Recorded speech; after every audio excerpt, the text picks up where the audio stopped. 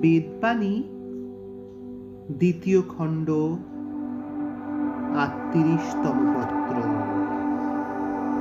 ভাগ্যং ফলতি সর্বত্র। এই ভাগ্যাযুক্ত হইতে সত্যের কোলে সাবিত্রীর ন্যায় ত্রিলোক পবিত্র হইয়া থাকে। একেই সাবিত্রী ত্রিসন্ধ্যা বলে।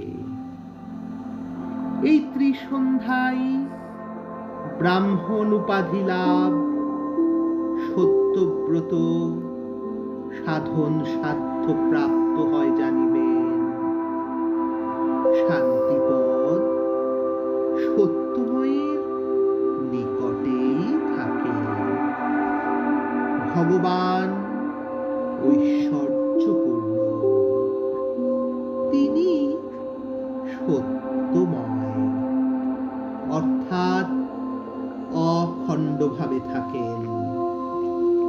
তিনি সাবিত্রী, অন্নপূর্ণা, পূর্ণমাসী উপাধি লোকের দ্বারা পরিচিত।